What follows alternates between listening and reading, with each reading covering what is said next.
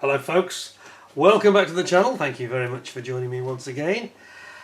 You are always most welcome. Well, today, blimey, the big monster of a kit if ever I saw one. A kit very kindly loaned to us by Neil from Creative Time Wasting. The McDonnell Douglas F-4J Phantom, the Navy Phantom from the 70s, late 60s, 70s and even 80s. They were phased out in the 80s in favour of the Tomcats, of course. But what an amazing aircraft, and of course synonymous with things like the Vietnam War, and you know, being a very, very potent warplane indeed. Continuing our sort of theme of tributing Mr. Tamiya, who we lost recently in July.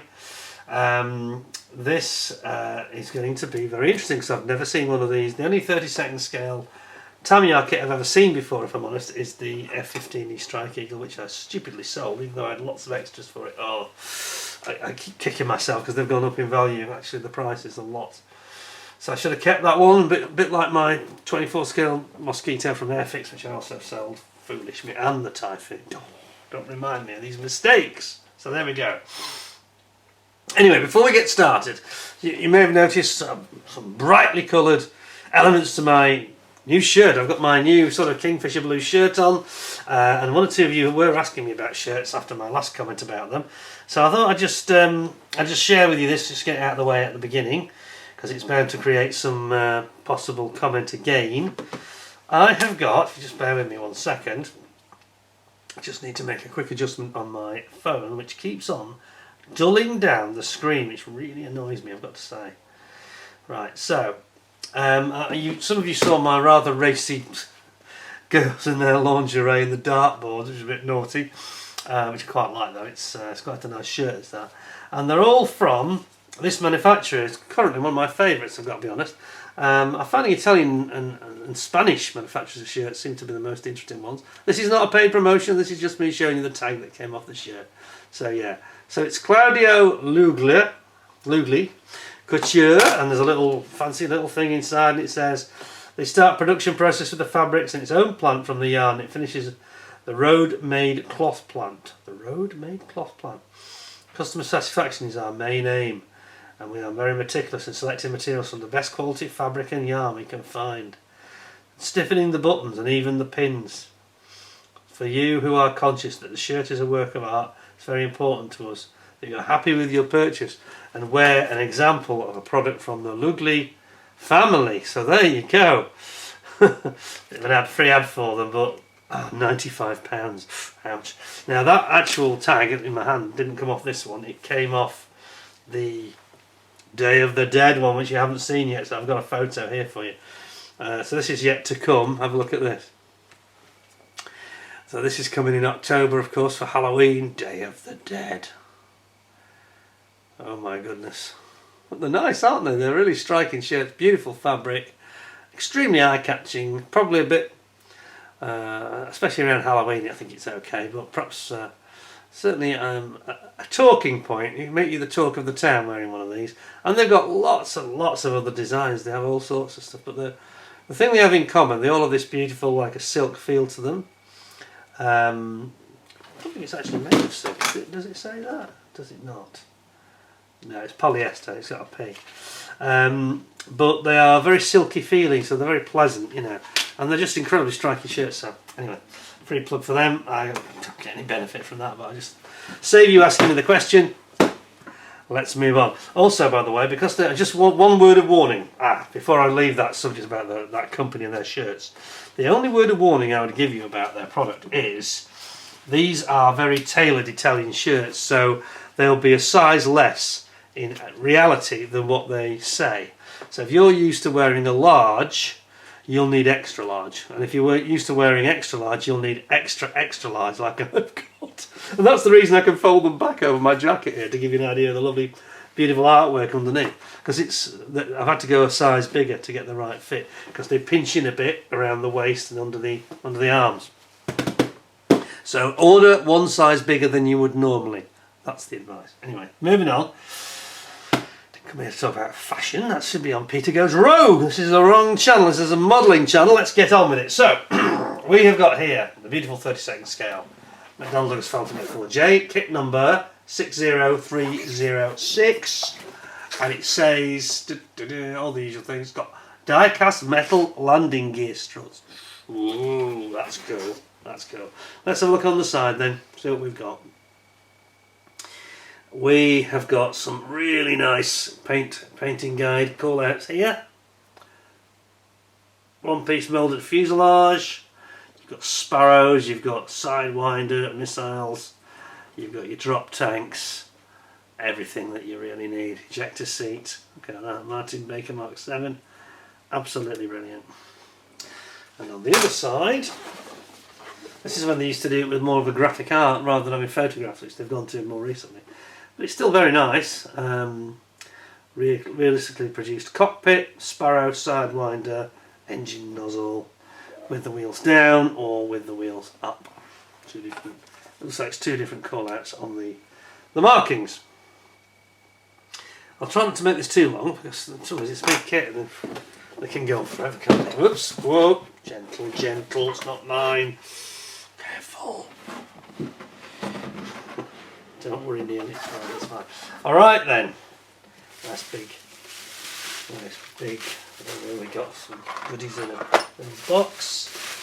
Where are we going to put this now? Hang on a second. Let me just think of the best way of doing this. Oh yeah, it's huge. Forget how big these Phantoms are. Of course, at 32nd scale, it's quite a monster actually. Oh my lord, that's the fuselage. Look at the size of it. It's massive.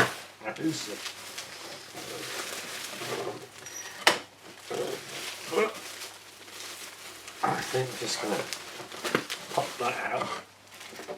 Stick that over there. He said to open the bags, by the way, so we're alright to see everything. Oh yeah, it does look a lovely kit, this I've got to say. It's definitely got the pulse racing a little bit. If I can just find room for it all. Move the box away. Gently pop that there. Ooh. Right, here we go.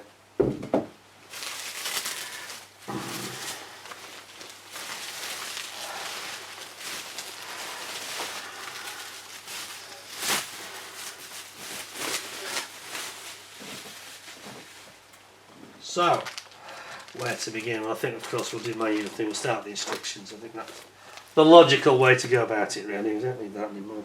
Put that over there. Make some space here, we don't need the shirt manufacturer's details anymore either. Probably go in the bin. Let's just pop these here. Get moving. Now, of course they're stapled, the bags, so we'll unstaple them rather than cut them out. It wouldn't be fair to do that. So you might have to be a bit patient with me.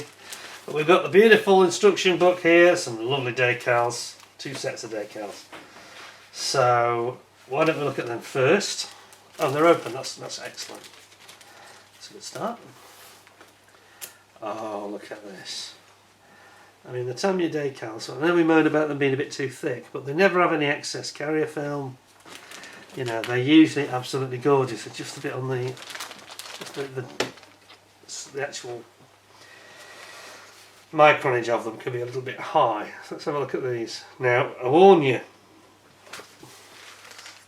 better warn you, this is a Phantom, so I'm expecting a lot of decals.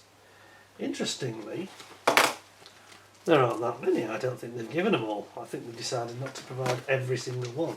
Because a Phantom can have up to, is it 500 stencils on them? It's certainly well over 300, it's a lot. Anyway, here we go. So some beautiful, really nice, try not to bend this.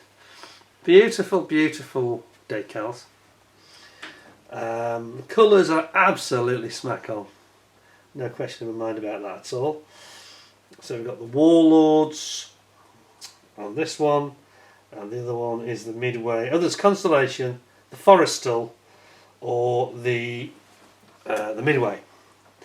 Now, USS Forrestal, of course, had this horrendous accident where there was a problem with electrical fault that set off one of the Zuni rockets on a Skyhawk, I think it was, which launched the Zuni rockets into one of the Phantoms, and they had a most horrendous fire. A fire that just ran out of control, and rockets and bombs were going off all over the place. And the ship was lucky not to sink. Actually, lots of people got killed, many injured. During the Vietnam War this was, and it was just a horrible accident. all caused by electrical problem. I can't remember the actual details now. Was there also an issue where they didn't put the safety pins back in? They should have done. I don't know. I think it was mainly electrics there, some sort of electrical issue. It was an unintended discharge of a Zuni rocket on the deck, and that is very, very dangerous. And if you read up the USS Forrestal fire or USS Forrestal accident, you'll be absolutely horrified. There's some video footage as well. It's absolutely terrible, to be honest. And then on this side, carefully, because we've got tape and decals do not mix. A bit like staples and clear parts don't. Oh yeah. Again, we've got to say that these are absolutely stunning decals. Look at the colours. So rich, isn't it? Yeah, there is quite a lot of stencils, but that's not a full complement of them. Not a full complement of them. Now, whether that's realistic for this model version, I'm not sure, but normally they are absolutely plastered all under the underside and all over the aircraft. But there's nothing wrong. To be honest, these decals look to me, they don't look as thick as usual. They don't look quite as thick as they normally are, so that'll be quite reassuring, I think, if that's the case. Interestingly, that didn't come with any cover sheet, did it? Which is odd. Normally they have a covering tissue on them, which the other one does. This one doesn't for some reason. I'll put that back in there. So what I'll do, I think I'm going to keep them together and have the tissue between the two of them for protection purposes. I think that would make a lot of sense. Really would. Put it like that. There we go. Now, in the meantime, I've got to tell you, I've got a slight issue in the background, which I hope you're going to excuse me for 2 seconds, because I've got a slight technical problem with a machine that's bleeping, and I need to just resolve it, because otherwise it's going to interrupt our video continually. What's your problem? Just be quiet, thank you very much. Sorry about that, folks. A little bit of a problem with the domestic appliance. Having a little bit of a fit for some reason. Very strange thing, actually. Now then, so look at what we got then.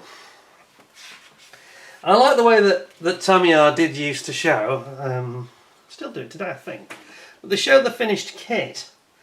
And you look at it, I know it's in black and white, which people do moan about, but you look at that and you're thinking that looks absolutely perfect, you know.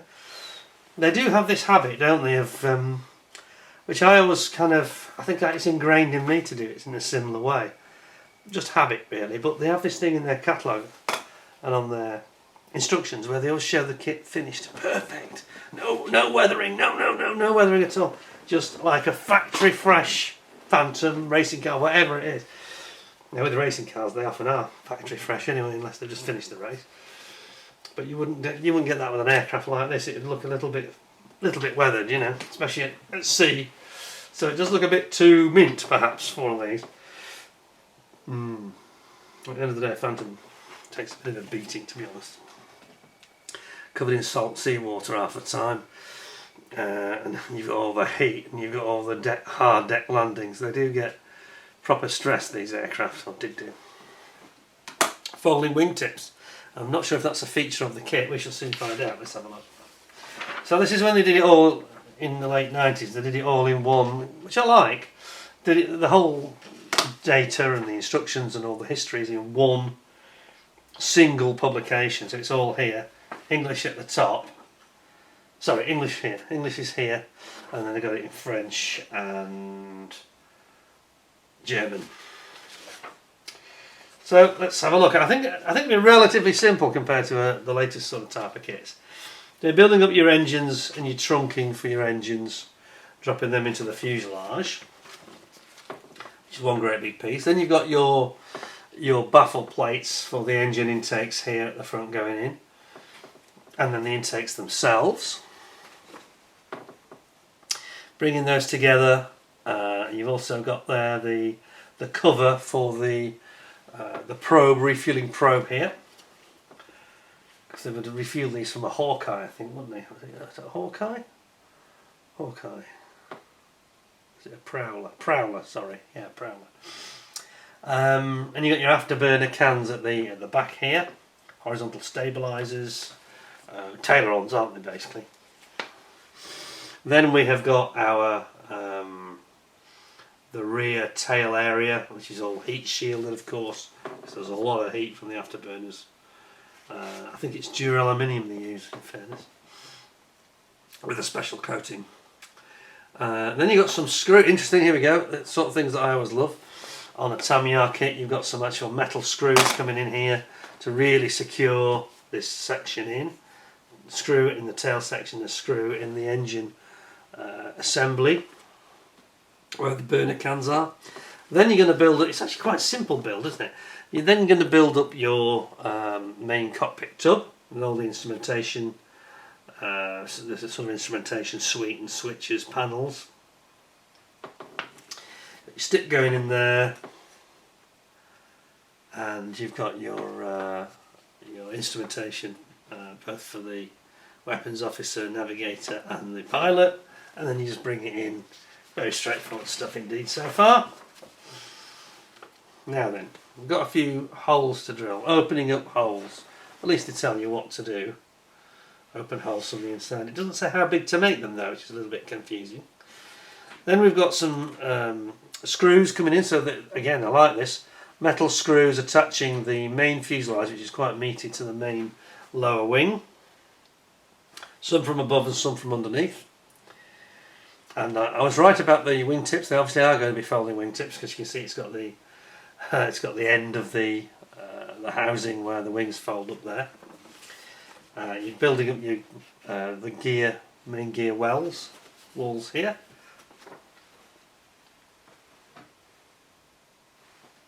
And then we've got the arrestor hook coming in, and the actual tailpipes, the burner cans, afterburner cans here. All going in there, plus your tail section where your drogue parachute is mounted. Although I don't think they use the chute on the aircraft carrier ever, do they? Because I don't think it would be, it's too risky. You can only use a chute when you're landing on an airfield, because using a chute, it takes ages to slow down, and deploying the chute and then having a wave off on a carrier would be catastrophic. Of course, you just wouldn't do it. That's why you have the arrestor hook in the first place. Then you've got your nose gear coming in here, and it looks like we've got some nose gear strut. This is the part that's in white metal, which is going to be really cool. I'm almost surprised why more kit manufacturers don't do that, especially on these bigger, heavier kits. Building all that up, and all the underside sensors, etc. here. And then you've got your intakes, air cooling intakes on the nose cone itself. And then you've got your retraction system for your gear door at the front here as well. Then it's the main gear here. Tyre, I don't know if that's in rubber on this one, we'll soon find out. I've got a hunch it might be, but they often were, but I could be wrong. So putting in your main gear here, and your retraction actuators. And then you've got your underwing flaps going in here, plus all your gear doors. Sparrow missiles being built up here, put on their pylons. Sidewinders coming in as well. Air-to-air sidewinders. So what were they using? Was it the 9 sidewinder? 9K, I think, was it? Or the J? That'd be the J, I think. In this era. M7 sidewinder. M7, so it just says. It doesn't name the sidewinder. Interesting. Let me just check this. Okay, 9E, not 9. No, it's an earlier version. Okay, I know they had some issues with them, didn't they? These are the ones that couldn't. They were heat-seeking only. They could only do a rear attack. Yeah, and then you got your tanks coming together here. You've got your central ventral tank, big one, which is 600 gallons drop tank, and then your 370 gallon ones on the wing. Then we've got our wingtips and our flaps. Sorry, ailerons, not flaps. Ailerons going on the back of the wing. Makes you realise that the wing's quite short, doesn't it, really? So they're all coming in on both sides there. And then your vertical fin for the tail, complete with countermeasures and sensors on it, a couple of pitos as well. Then we've got our pilot here coming in, and the navigator Make 2. In other words, they're the same. But they've always done these fairly well, in fairness to Tamiya. And then you've got all your instrumentation for both the front cluster with the gun sight, head-up display, and the rear instrumentation here as well. Shows it here exactly how it should look. And you've got your basically your canopy then coming together here, and a little bit of excess plastic to remove. Be very careful with that, obviously. It says remove it, be careful when you are operating with clear parts. You've got your pilot ladder, the access alignment ladder that pops out here, of course. It's a folding ladder. And then you've got the option over here for the refueling probe in flight. You can have it sticking out. Well, I think that's very tempting. It looks very cool. I think I'd be doing that if I was building this one. And that's it. And you've got your decals. So then you've got your stencils. I've got to say these stencils are not as excessive as I would have imagined on this scale, to be honest. I was expecting the worst. And it looks like we've only got 100 decals, 111 is it? I only counted up to 111, which I think is a... how can I put it? I was going to say dumbing down, but that would be too harsh. But I think that's not representative of the full suite of stencils that you normally get on a Phantom, but that's probably a blessing. Not something I'd be moaning about, to be honest. And over here we've got the different colour callouts, the different versions. Warlords, Vigilantes. So the Warlords are... trying to figure out which ship it's on, it's not made it very clear. Yeah, so okay, the Fighting Falcons is the Constellation. The Midway is the Vigilantes, and the Warlords is the somewhat unfortunate USS Forrestal, the last one, which is the one that had all the terrible accident where the rockets went off by mistake and we had a big explosion of fire, etc. Sadly, lots of sailors lost their lives. It was really horrible. You get a screwdriver included in the set. Looks like you get some rubber tyres somewhere. I haven't seen them yet. I hope they're in here. I've not spotted those yet. They're probably in the bag. And you get some metal gear legs where my thumb is as well. Plus all the screws over here. Looks excellent, doesn't it? Right, we'll put that back away. That was a nice, simple, doesn't look overly complicated build to me. Doesn't look like any scary nightmares are included, which is always cool. So I'll put those away over there safely. Just excuse me for one moment. Right, where to begin? Well, actually, we seem to have an extra bag. I think that's because I put the decals together, but I think that was a wise decision because those decals need some paper over them, so I'm going to leave that. Okay, so what we're going to do, I'm going to start with this little box of goodies. Start with that, I think, to get it out of the way. I don't lose anything.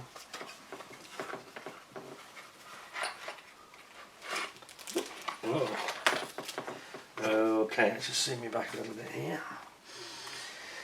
So I was right, we have a bag here of rubber tyres. Let's have a look at those. As I say, they are in these staple bags, so you have to be patient with me today. I suppose what I should have done is perhaps taken these off before I did the review, but I was busy filming another video and forgot about it, to be honest. Let's have a look at what we got then. Now, I'm not the biggest fan of rubber tyres, but when they're done well, they can look absolutely brilliant, and these are done well.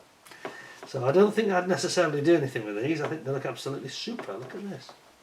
So this is the nose gear, the double wheel tyre. I can try and get this nicely into focus for you. There we go. There's no writing on the side of them, but in terms of the quality of the tread, I'd say that they were really, really nice. Yeah?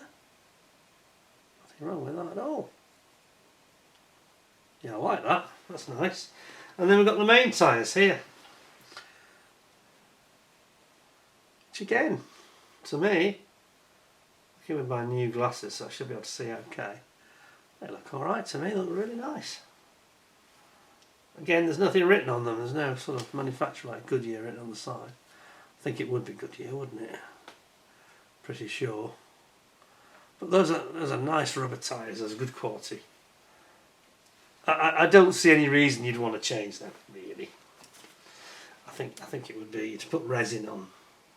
I'm getting to the point now. I'll put resin on if I feel that they are compromised or they've got a seam or anything like that. But I can't see anything wrong there. I'd use them without any qualms at all. So that's a good start. Alright, so that's that one. Pop that back in this little box. Next thing. We have got the main legs. One's in a bag and one isn't in a bag for some reason. Don't know why. So we'll use the one that is out of the bag to look at. And I have to say, looks pretty nice. Look at this. What do you think? This gives the model real strength as well. You do have to just be careful with these because they are cast, of course, and they do often have a cast moulding line. Don't just make that out. A cast moulding line, which probably just wants rubbing down a little bit here, and it is one of the downsides. You can see there's a little bit of sort of casting flash just here, if you can make that out. See it? So they're not the cleanest sort of finished. They need a little bit of finishing to make them look bob on, which is the downside to them.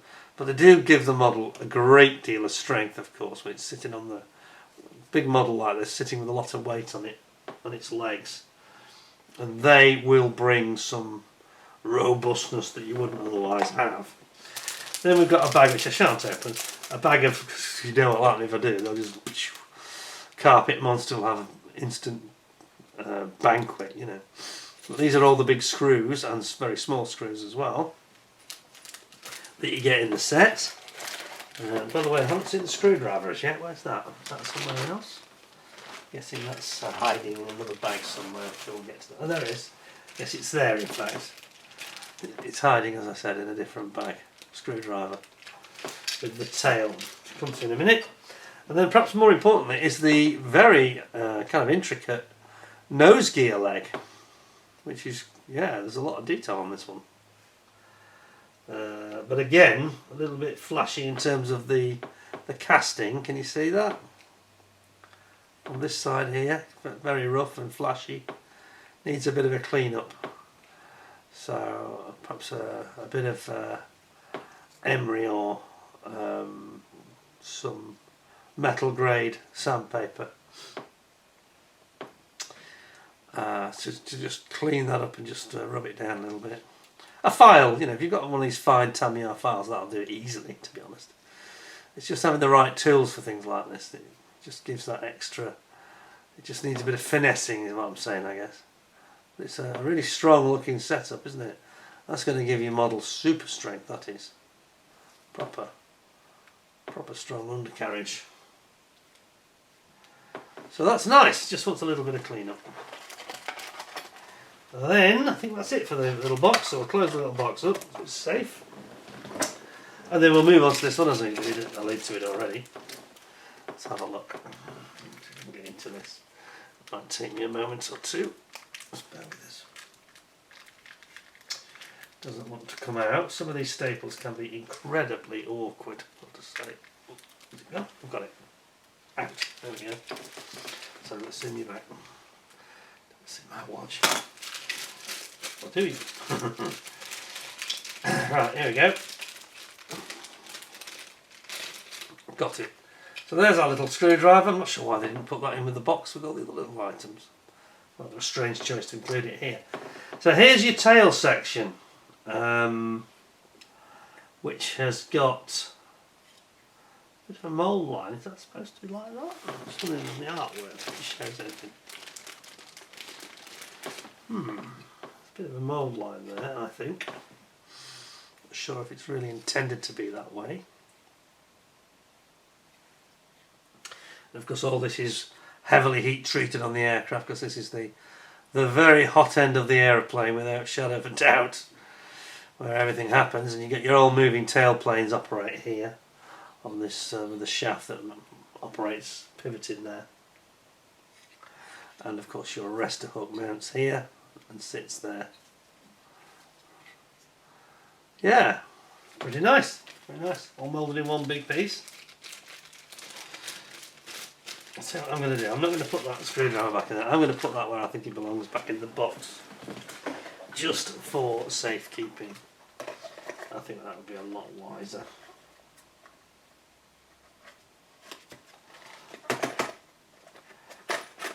There we go. Safer in there. Right, now then, what's over here? We've got some big drop tanks. Let's have a look. Oh, we've got the nose cone as well, the nose, look at that. Ooh, yes. I'm going to have to move some of these items because it's definitely interfering with our focus, I can tell. Just do that. That's better. Much better. How's that?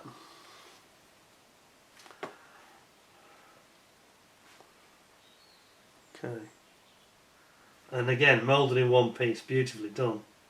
So you haven't got some horrible seam down the middle where you have two halves like a clamshell joining together. You've got this completely moulded. I'm guessing it's been slide moulded or some such technology to get it in one piece as nicely as that. That's very nice. Good piece that's good. And then we've got, this is the ventral tank, isn't it? The really big one. Got some rather nasty points where it was attached to a sprue. Yes, that looks very crude for Tamiya, doesn't it actually? You wouldn't see that on a Tamiya kit today, that's for sure. Does it want to join together? Is it going to unite? Don't think it is. I'm not sure that pin is in the right place. Oh, it is, okay. Okay, yeah, it's okay. So there we go. It's like I've started building the kit already. Building it. Building it. What am I saying? Neil had my guts for garters. Well, it would sort of serves him right for all the matchboxes. I'm just joking with you, it's fine. Well, that's very nice actually. The table better. Just a little bit crude in the way it's been presented though, compared to what we are used to, shall we say, in the modern era of Tamiya kits.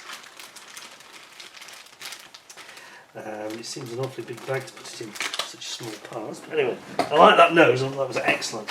Now we've got our ejector seats, which they again have put separately. Should be interesting. Let's just see how this comes out, if I can get these darn staples out. Here we go again. Jeez. They're just awkward, aren't they? Right, ejector seats then. Yeah, I mean they're fairly basic really, by modern standards I have to say. They look their age a little bit. They're not terrible, but they're not bad. They're just not quite what you expect. Lots of us have seen these in resin, these kind of things, and that falls a bit short, doesn't it? Really. Let me just see if I can get them queued up for you to see them properly. Yeah, they're okay. Nothing actually wrong with them. They're just a little bit basic, perhaps, compared to what we're kind of used to these days. There's a bit more detail perhaps on this side. There. Yeah, not too bad. Don't be harsh on it. I mean, you've got to remember how much of this do you actually see anyway, even at a big scale like this. Even when the cockpit canopy is open, it's limited, isn't it? Then we have a little sprue with all sorts of small parts on it that seem to be instrumentation and wheels. I think it is. There we go. There we are. So we've got the, now these are nice. These are really nice wheels. Look at those. And then you've got all your cockpit. You've got your radar scanner here. All your instrumentation switches for the sides. That's the side panel of the actual cockpit side itself. And your Wizzo stroke navigator weapons officer at the back. Did they call them a Wizzo back in the late 60s and 70s, or did they call them navigator weapons officer? I'm not sure. But yes, that's all his instruments there. Then you've got the top combing here for the pilot's front of the cockpit, where his head-up display stroke gun sight goes. Gun sight for a plane with no gun. Bit of a mistake that, wasn't it, really? That soon got corrected on the later models when they had to put that cannon in it. But it's nice. I mean, those instruments, the main pilot's instruments here, looks really good. Can't fault it. There's not much wrong there. Very nice. So I quite like that one. Another good sprue there.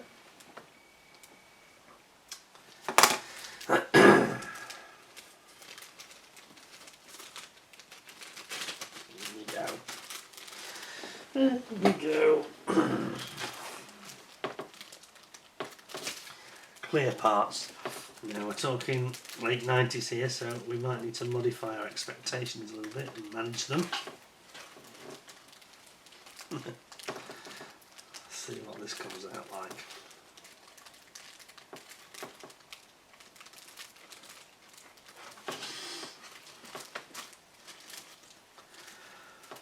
Okay. Well, they're really nice actually. They're really nice. They're very thin as well. They look very scale-like. Yeah, that's much better than I was expecting. I didn't think they'd be bad, but I didn't think they'd be perhaps quite as the attention to detail in terms of scaling. If you look how thick they are, that looks really good, doesn't it? Yeah, sometimes they can be a bit thick, even at 32nd scale. But no, they seem to have got this just about right. Yeah, I quite like that. There's a simpleness about it. You've got all the little rivets which bond the windscreen on to the main, the sort of side windows, so to speak. I think they've done that very, very well. And then you've got your central intervening window section where the mounting is for the front canopy. Some of you will recall I talked about this on my Matchbox kit, where this window, which is where my thumb is, was actually open. It was missing on my Matchbox version.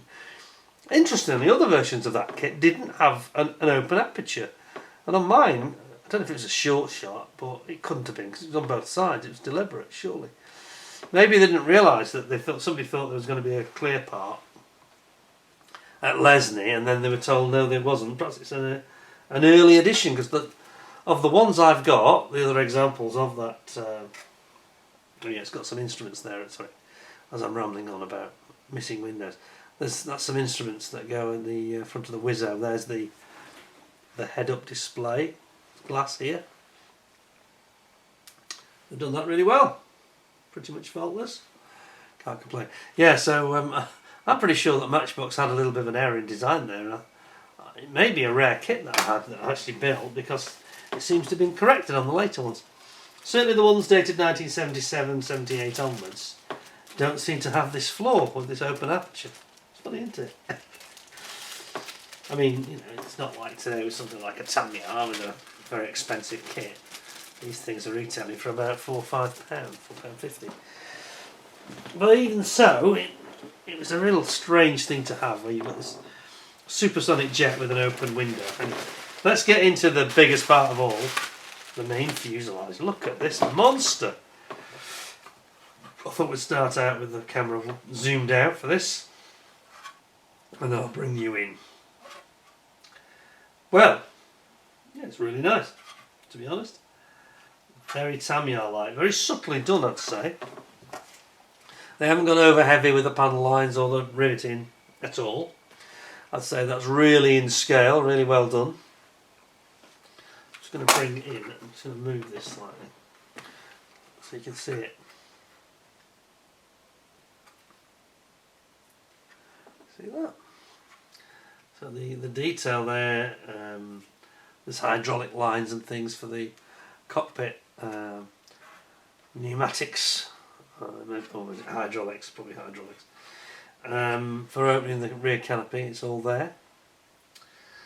And you've obviously got this pre-moulded in one piece, so you haven't got the problems of having a horrible joint up the middle, which has got to be good. These days on things like the Tacom and the Zokimura, they usually have a drop-in section here anyway.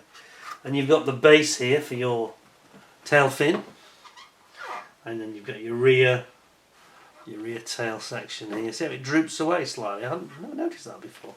It's a slight droop away effect, doesn't it? It's not horizontal. It drops away for aerodynamic reasons. Yeah,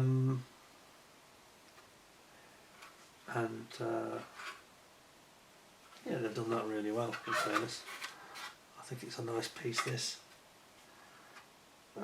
Just hope it fits well. Probably will do. It's a Tamiya. See there, you've got the hole for the screw, where the screw goes in for that tail section.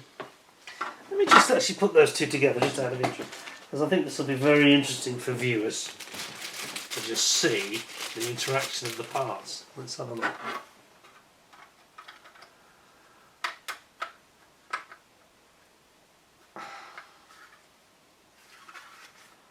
Well, that's good on this side, not quite as good on this side.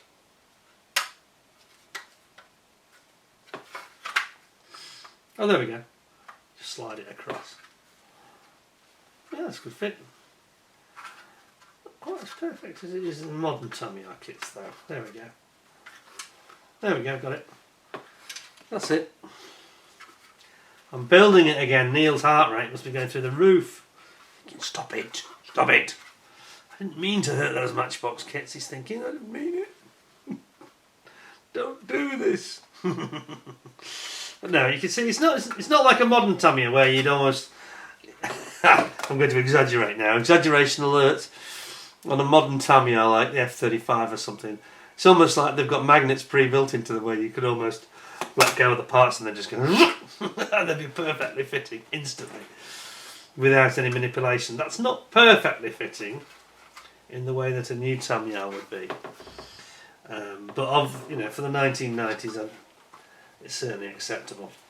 There's a little bit of a gap though, isn't there? Might just need a little bit of filler in there. I'm just not entirely comfortable with the way it seats. It's not quite what I would hope for really, but it's going to be a mighty looking model, isn't it? Right, put that back as it was. Still put together. I like the way they've got this special bubble foam just for that part. Which is what it needs.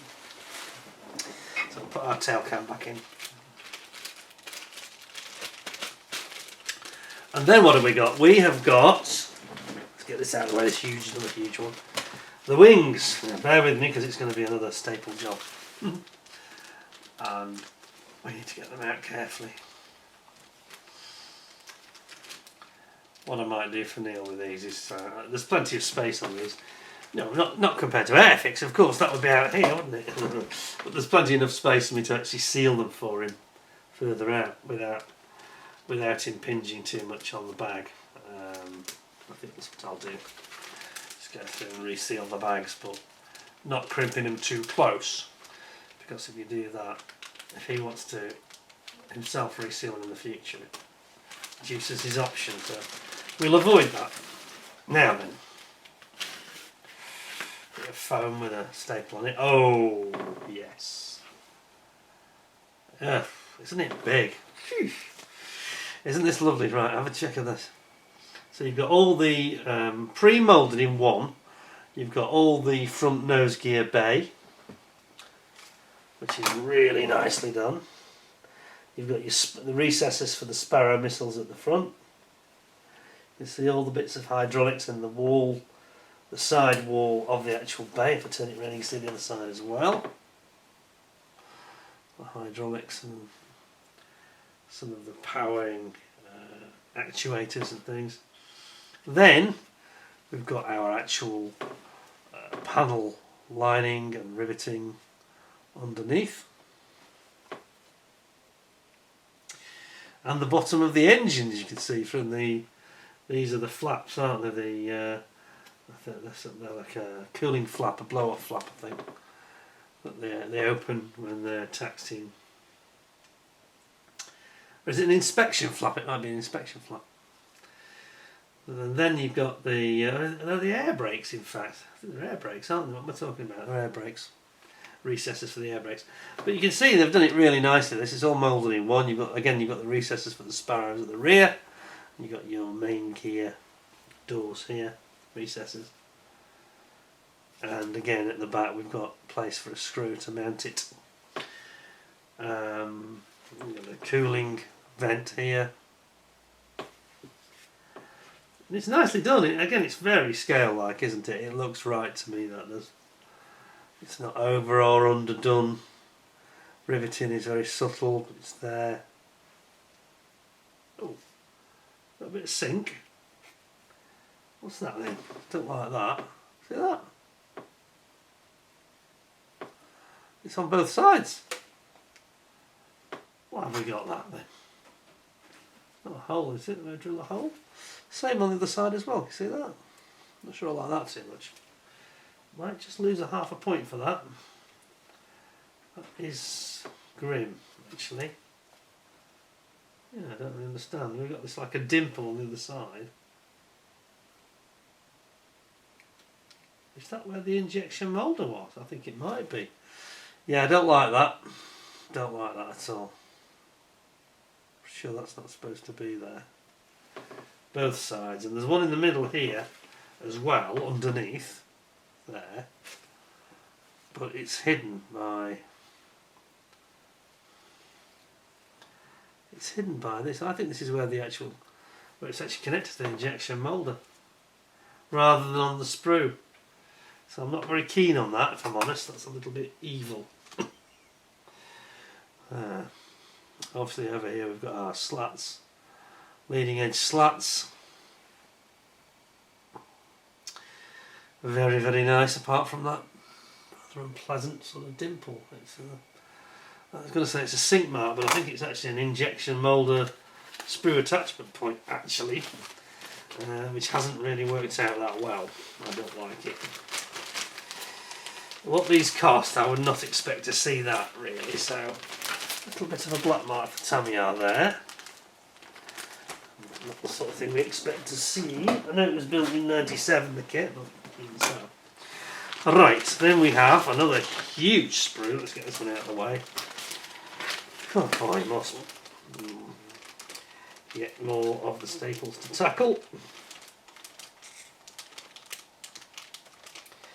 This is not going to be easy. Having the gloves does help a bit though. Get in there. Just whip them out. Sometimes it's the easiest way. Because I could be here a while otherwise. Feel myself growing old. I have another birthday at this rate. Let's go. Did I just rip that out? No, it's still there. Oops. Spare you. Right, so we've got wings and tails and things. Here we go. The big control surfaces. Whoa, and the intakes. Wow, it's a monster sprue. It's a little bit delicate as sprues go as well. It all feels a bit floppy and you know, compare that to the Mosquito, it's not like this at all now, and they're more modern toolings. Okay, so we've got some very nice detail. Let's just make sure there's no more horrors like we had on that underwing. I know what they thought. They thought we'll get away with this on that underwing because nobody will spot it. Well, we did, I'm afraid. With my new Zeiss lenses, I've got eyes like a hawk, or an eagle even. But look at this, they've done this, all the panel lines and the riveting, they've done it extremely well, I've got to say. And then here you've got all your hinges for your wingtip, which looks really good.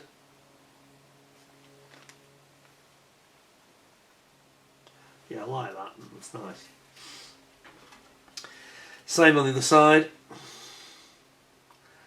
Wingtip hinges. It's all in. Is it one piece? Oh, it's not one piece. It's so we have got a split upper and lower wing. So you just have to be careful you don't end up with any seams there. I mean, it's a bit old school, isn't it? I've got to be honest. This kit to me feels a bit like an upscaled 72nd scale kit, really, in some respects. I think that's the way they did things then. They didn't necessarily think outside the box, whereas the Mosquito does not feel like that remotely, not at all. It feels like a bespoke, designed to do a job at this scale uniquely. Here we've got the tail with its pitot, a couple of pitot heads and sensors, and then you've got over here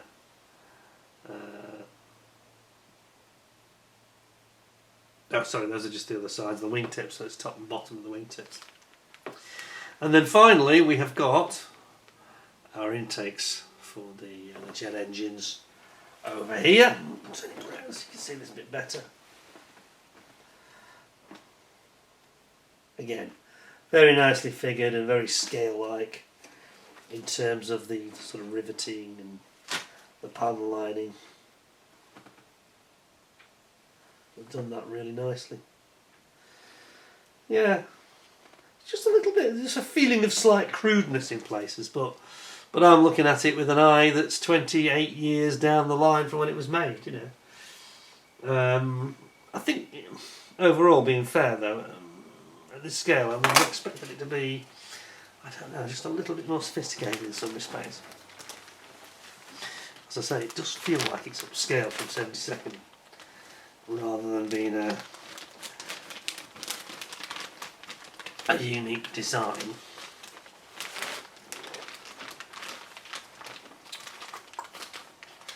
Something is catching here. Let's go in the back now.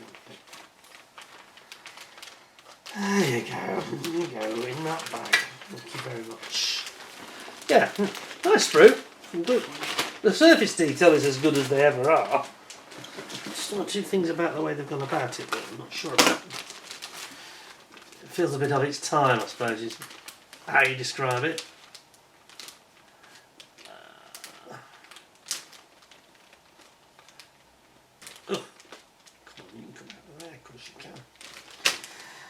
Down staples, an absolute nightmare. Okay, so now we're going to have some serious stuff here. We've got all the trunking, we've got the it's actually ripping up my gloves taking these off, shredding the gloves. Right, so we've got arrestor hooks. Again, it's a bit floppy, and you know, Tamiya sprues today are more braced. They'd have a brace piece there, and it wouldn't be flopping around like this, which is almost airfixed like, you know, it's a bit weak of its time, as I said. So we've got all sorts here. We've got the arrestor hook. Let's start with the arrestor hook. Let's have a look at that.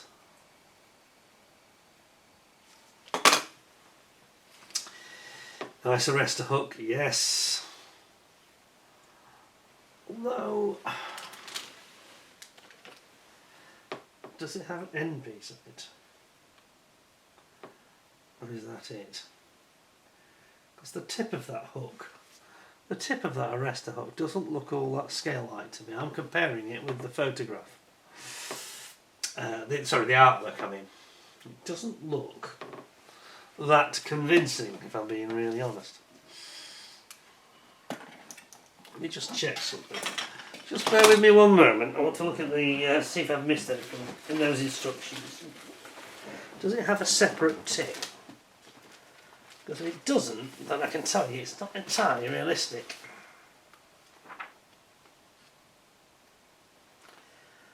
Arrestor hook, arrestor hook.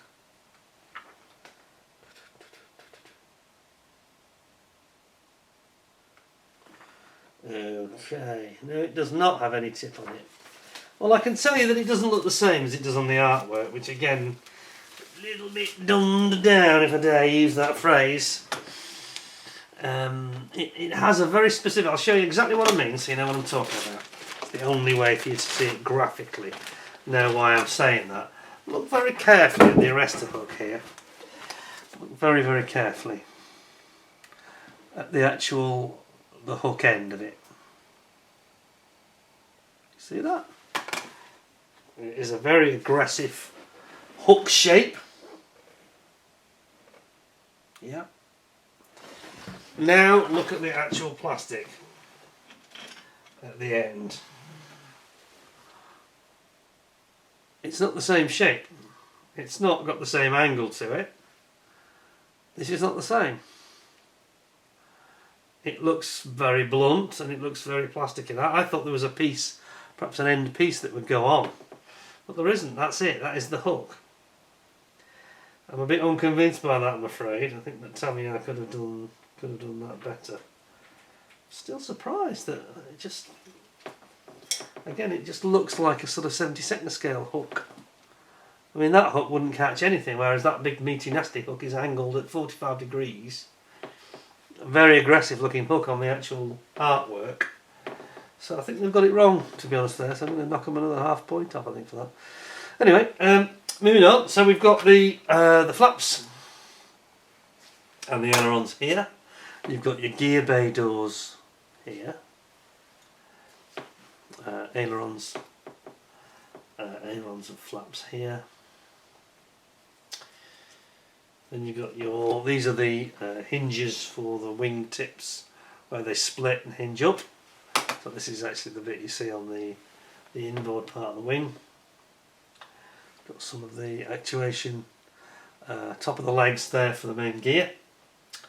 Trunking over here, there's trunking for the intakes. And this they have done really nicely, in fairness.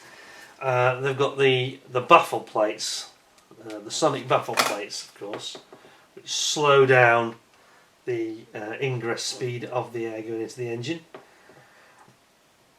to stop an overspeed of the air. Can you see that? The way that these are engraved, and they've done it really nicely. That looks very real. The baffle plates have done that really, really well.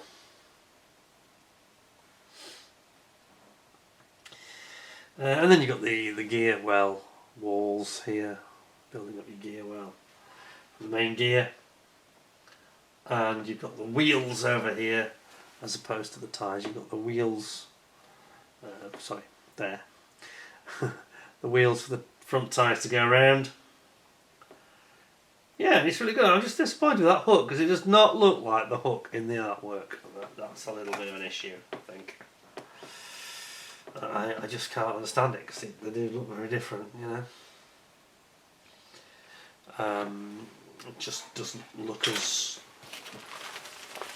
like that would stop a Phantom. What do they weigh? 50 tons or something, and they're fully loaded.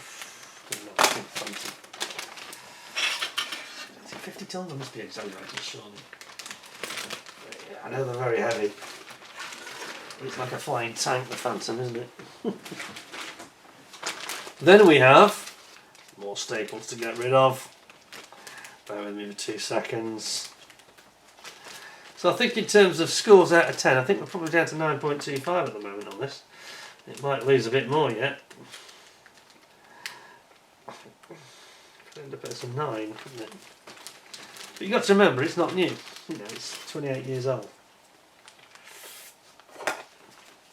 And the newer Phantoms they've done in 48 scale, I think you'll find they're a lot more realistic.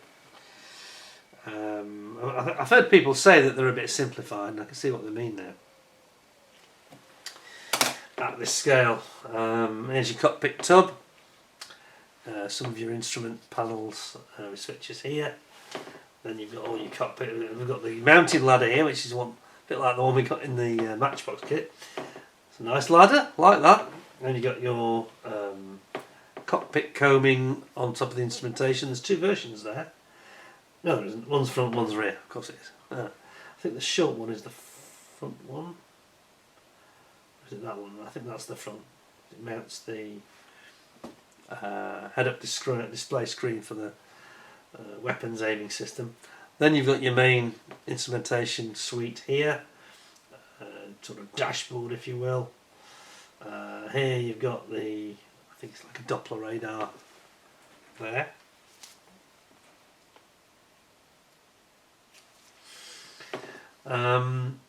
More instrumentation here, either side of the cockpit, and again some more of the instrumentation. The top here, more instrumentation as well. But it's very nice, you know. It's very nice. It's definitely of its time, this kit.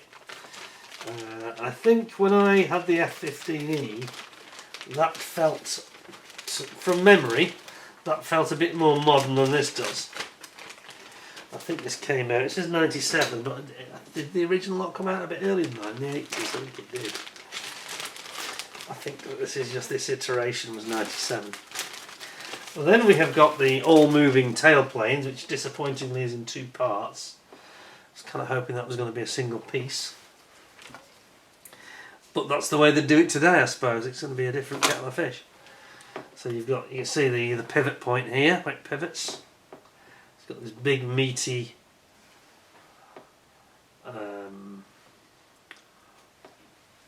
great big meaty pivot, taking a lot of load, of course. And this is the underside of it, of course. Is that the top? It points down there, doesn't it? Yeah. It has a slat. I didn't know that they had a slat, a leading edge slat. That I didn't know.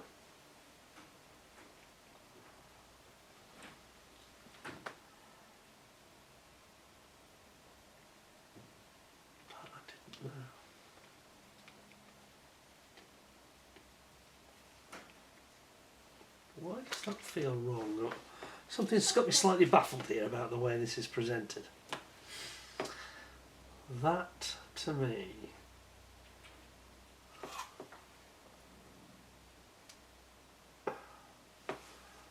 it's got to be the wingtip, surely that.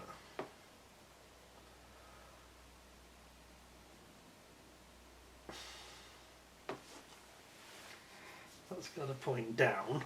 So I'm looking at this. This must be up, as we look at this section. Why then does it have slats that seem to point in the wrong direction? I'm not quite understanding that. Something just doesn't feel right here.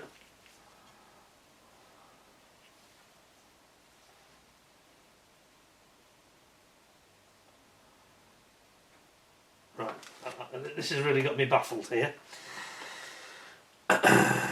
So we've got these, which look like they are the top, but they can't be because they've got the slat element of it is pointing in the wrong direction.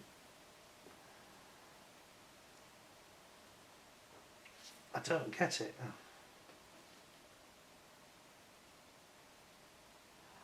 The slats appear to point upwards, not downwards. That can't be right, can it? Can't be right. Just bear with me a second. Going back to, those are definitely the wingtips there. So it's not that. I need to go back to my instructions to try and understand this. We've got a slight issue here.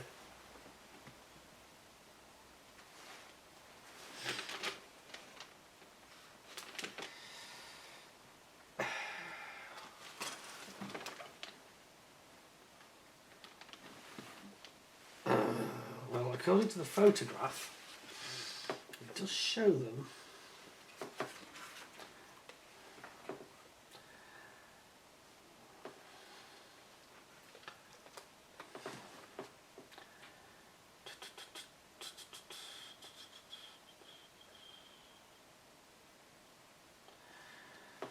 Okay, we're looking at this horizontal stabiliser. This is what I've got a bit of a mess with here. So look at this. So you've got like a slat here which seems to be pointing up. Now why would that point up in that sort of configuration? I don't understand it.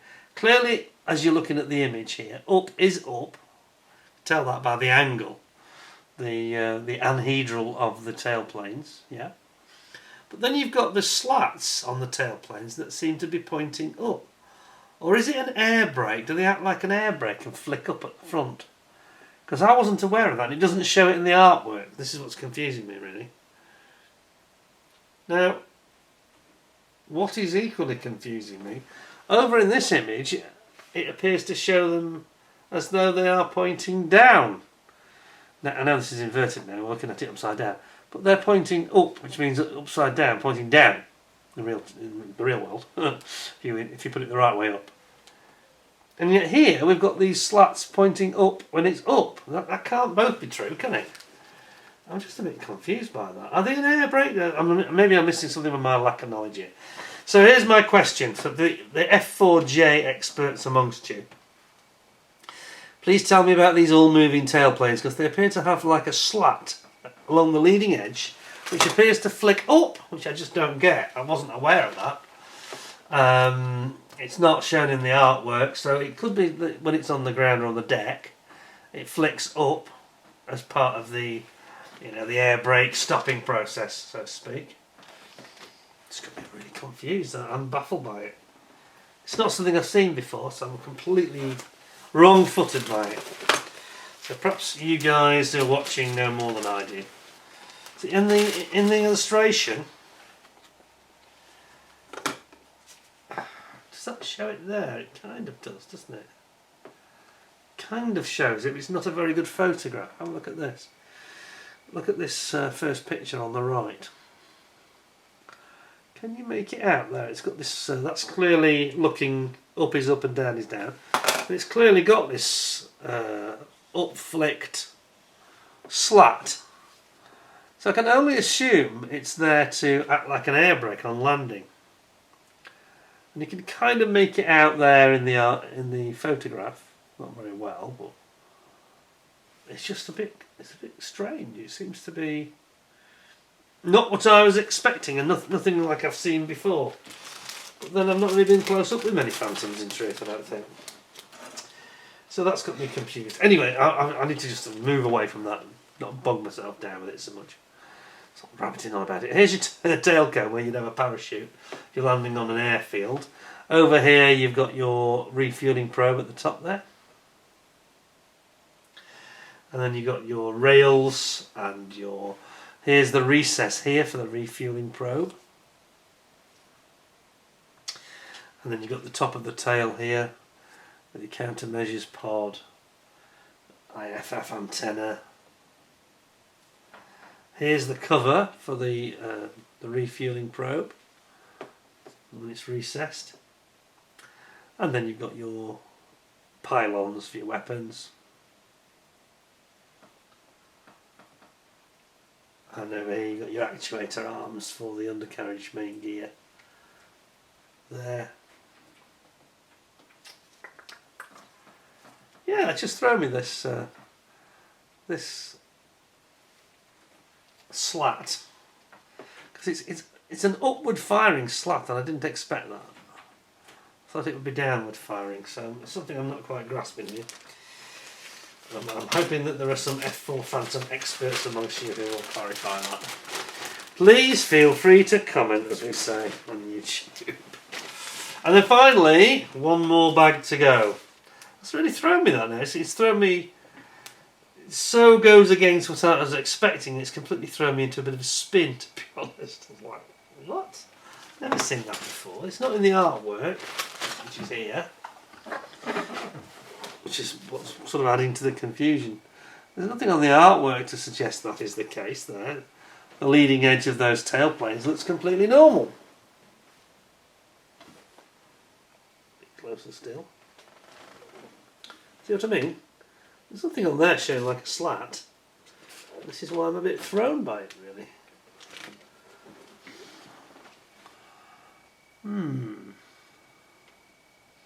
Maybe the idea is it's to stop, not so much an air brake, but it's to stop too much downforce, like a reverse gurney flap, to stop too much downforce when it's landing and when they're in the down position, to keep the nose up. And they don't want it to, it's almost like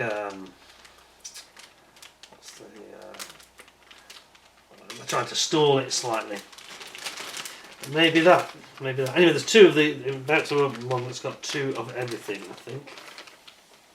Yes, it's a duo. Duplicate sprue. So we'll just look at one of them. Here we've got our sidewinders, we've got our sparrows, and we've got our tail cones. All looking very, very fine indeed, it has to be said. Those tail cones, look at that. And you've got your compressor blades there for the engine intake, afterburner ring, engines themselves. To zoom back a bit for this. You've got your canopy ejector pulls. You've got the seat, the padding of the seat here. Then you've got the wheel for the tyre to go around. You've got, look at the size of these sparrows. They're huge compared to my hand. They're massive, aren't they? Look at that. Huge. So you've got your sparrows, complete with all the fins, control fins. Then you've got your Sidewinder 9E here.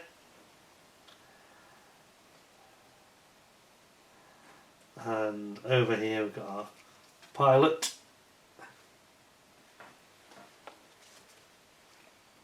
There we are. Complete with his arms. Pilot looks good actually. Just spin it around to see a bit more detail on him. There we go. Oops, I'm not sure the pilot. Yeah, it looks good, the pilot does. It's got his flight jacket on, padded flight jacket. The tail here for the, the nose section for the sparrow. The sidewinder, I beg your pardon. Is it? No, it's not, it's something else. What is that?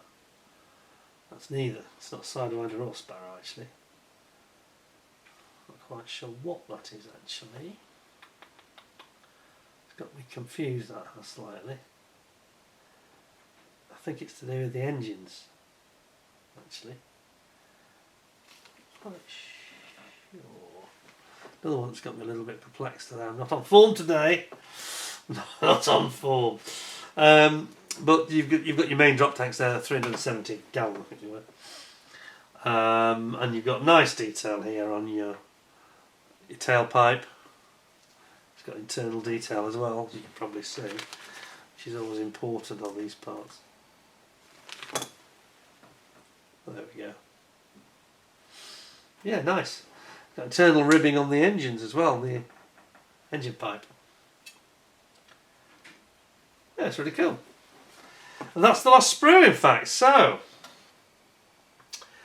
yeah, I've got slightly mixed feelings about this kit because it's there's a few strange things like that. The rest of it, I don't really like. It doesn't look realistic to me.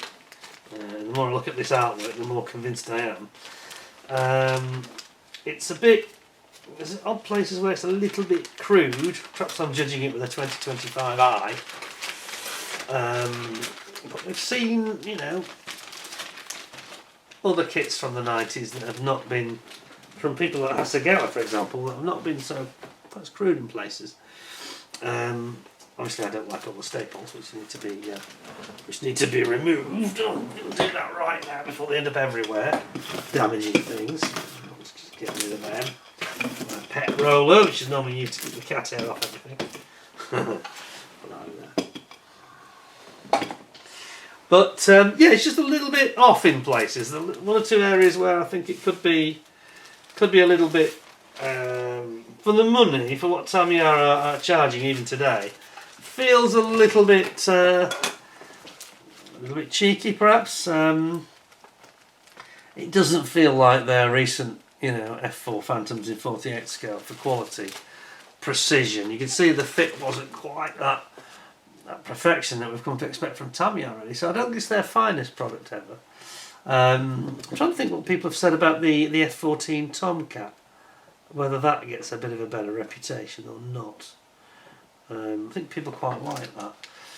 And I know the Strike Eagle is probably better. I thought that seemed a lot more modern. I didn't get the same vibe from that I got from this. It feels a little bit 1997. Almost sounds Almost sounds like it's too recent for this. This feels more like 1980, 83, something of that ilk really in some areas. I hope I'm not being too harsh, just not quite, you know, hitting the numbers. And then there was that, wasn't there, with that rather nasty sort of injection moulding dimple, which is really a quality issue. That's not great. So, what am I? Don't worry, Neil. By the way, I'm going to repack this beautifully for you. I think it's a 9 out of 10. I don't think that's too harsh. It's not a bad kit at all. I think you can build a really big, nice Phantom out of it. But there's areas like the ejection seats that I think would benefit from resin, and I'm not the biggest fan of it. Ironically, I don't think the tyres need to be replaced. They were quite good, but the ejection seats a bit underwhelmed me. I didn't like the arrestor hook. Didn't like the dimples. I think 9 is generous. You know, 8.75 to 9 is kind of where I'm at. I'm going to say 9. Not sure that was Tamiya's finest product. And when bear in mind I'm now working on the Mosquito, which is engineered to the nth degree, and it's just on another level completely. Hard to believe they were made by the same company, even, that good. So it's a nice kit, but it's not the perfection that perhaps we've come to expect. I don't think so, anyway. I'm a little bit surprised. It was one or two areas where it was poorer than I thought it would. I'd right to expect it to be at that price, really. So that's where I'm at. I'm going to say 9 out of 10. Still a nice kit though. Don't be put off buying it if you want a big Phantom. They're beastly, aren't they? And I do like the single moulded, great big huge fuselage, which they did very well. Just that lower wing, I thought was a little bit of a shame that they didn't do better on that, to be honest. So that's where we're at. 9 out of 10. Hope you thought it was interesting, and you find that intuitive and instructive, and it may shape your decision on which Phantom to buy in the future. But there's not a lot of people doing 30-second Phantoms, are there, out there I can think of. But there we go. Very nice, and thank you very much to Neil for letting us see that. I know that he is intending to build this at some point in the near future. Just watch out, some of those joins might not be quite as perfect. It's a bit strange to me because some of the parts of the kit's like the nose and the fuselage bob on, and the tyres were nice, I thought, and then you've got parts that you wouldn't expect to be a problem, like under the wing, where they've got those sort of like an injection moulding mark, like a sink mark from where they've obviously had it come off the mould, and it was a little bit crude, wasn't it? And again, this tail section didn't fit as well as I thought it would, You look at the F-35, their current products, as I say, it's almost like you let go and they go, they just go together with absolutely no hint of a gap or a seam or anything. But there we go, that's it just shows how lucky we are to live in the age that we do. Things have advanced a lot, We're grumbling about it, but I'm sure back in '97 nobody was grumbling. It's like the F-15E from Revell, 48 scale one. That was not a bad kit actually, but still a bit of its time, Anyway, there we go. Thanks very much for watching. Hope you found it interesting. Until I see you next time, stay well, stay safe. We've got some interesting book reviews to come. We're getting those out to you in the not too distant future. Till then, look after yourselves. Thanks a lot. Take care of yourselves. And bye for now.